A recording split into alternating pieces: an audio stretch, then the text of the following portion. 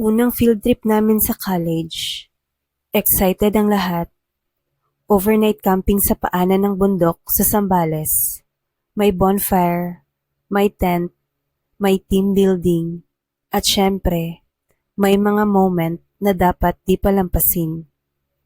Pero para kay Rika, isang moment lang talaga ang inaasam niya, ang makasama si Ina. Hindi sila close, kilala lang niya ito sa block nila. Friendly, approachable, at palaging may suot na kulay dilaw na hoodie. At kahit hindi ito aware, si Ina ang laman ng lahat ng diary entry ni Rika mula noong araw ng klase. At ngayon, may overnight trip sila. May chance na kaya? Group 3 kayo sa tent sharing ha? Sigaw ng organizer. Napakunot noo si Rika. Hindi niya kabarkada ang mga kasama niya sa group 3. Ngunit nang marinig ang pangalan ni Ina sa listahan, bigla siyang umiti. Baka nga meant to be. Lumipas ang buong araw sa mga laro at hiking.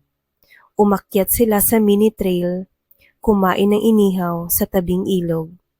Nagtawanan sa mga kalokohan ng classmates. Pero ang pinaka-highlight ng araw ni Rika ay nang mabigyan siya ni Ina ng tubig habang pawis na pawis siya sa trek. Pagod ka na? Inumin mo muna to, sabi ni Ina, sabay abot ng bottled water. Salamat, sagot niya sabay ngiti. Isang ngiti na sinikap niyang itago dahil baka masyadong halata. Kinagabihan, nagkaroon ng bonfire. May kantahan, may tuksuhan, may kwentuhan ng nakakatakot. At habang lahat ay abala sa saya, si Rika ay panakaw na sumusulyap kay Ina na nakaupo sa tabi niya. Nakasuot pa rin ng kanyang paboritong dilaw na hoodie dahil malamig ang gabi. Minsan ka lang umiti, no? Biglang tanong ni Ina. Napalingon si Rika.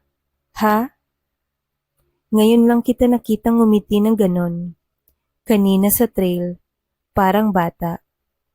Napangiti siya muli. Mas genuine, mas totoo.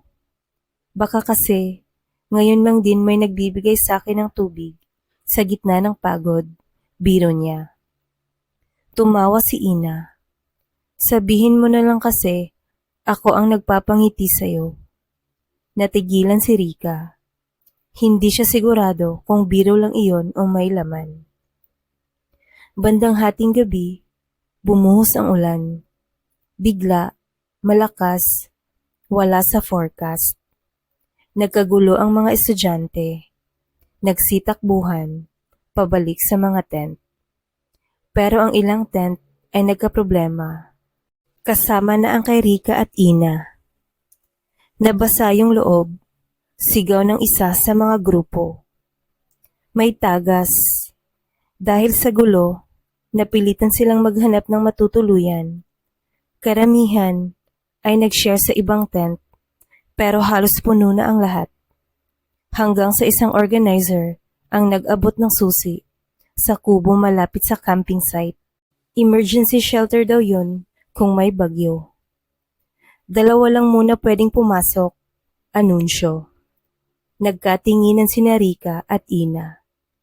At dahil basang-basa na kayo na lang muna, sabi ng isa. At ayun na nga, sa gitna ng ulan, dalawa silang pumasok sa maliit na kubo. Malamig, madilim, pero tuyo. Grabe, ang lakas ng ulan. Bulong ni Ina habang pinipiga ang laylayan ng kanyang hoodie. Oo nga parang hindi na to titila. Tahimik. Nagkatinginan sila sa loob ng kubo. Maliit lang ang espasyo, isang banig, isang maliit na flashlight, at dalawa lang sila, basang-basa, pagod at giniginaw. Rika, tawag ni Ina. Matagal na kitang napapansin. Simula pa lang ng semester. Natigilan si Rika. Talaga? Oo. Akala ko suplada ka, pero kanina parang gusto na kitang makilala pa. Hindi siya makagalaw, hindi makapagsalita. Ang crush niya, ang iniidolo niya, mula sa malayo, ngayon ay kaharap na niya. Nagsasabing gusto siyang makilala. Lumapit si Ina, umupo sa tabi niya. Dahan-dahang inabot ang kamay ni Rika at pinisil. Wala lang, gusto ko lang sabihin na ang cute mo kanina habang nahihirapan sa trail. Ang totoo niyan, matagal na rin kitang gustong makausap. Naglalaro sa dibdib ni Rika ang kaba at saya. Parang hindi siya makapaniwala. Ina,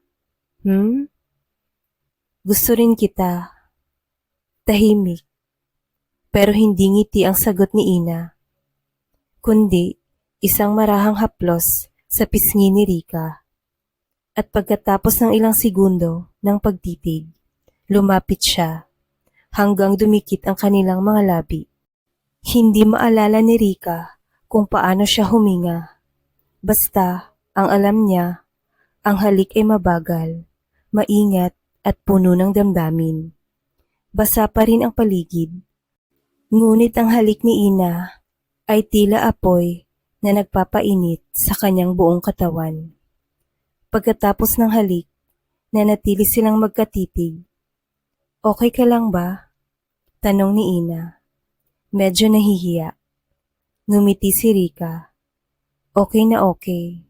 Akala ko nga, mangyayari lang to sa panaginip ko. Tumawa si Ina at siniksik ang sarili sa tabi niya. Kung panaginip man to, sana wag na tayong magising. Nagpatuloy ang ulan sa buong gabi. Pero sa loob ng kubo, dalawang pusong dati nagtatago sa crush. Ngayon ay nakahanap na ng tapang na magsabi ng totoo. Nag-usap sila hanggang madaling araw tungkol sa pamilya, sa pag-ibig, sa pangarap at sa mga takot. At higit sa lahat, sa pag-asa. Hindi nila alam kung ano ang naghihintay kinabukasan. Pero ang malinaw lang, sa unang biyahe nilang dalawa, nag-umpisa ang isang paglalakbay na hindi nila inaasahan.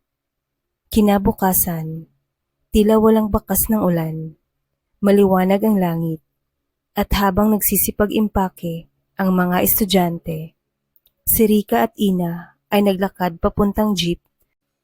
Magkasabay, magkadikit ang balikat at may lihim na ngiti. First trip, first kiss, bulong ni Rika. First love, sagot ni Ina, sabay hawak sa kamay niya. Thank you for watching.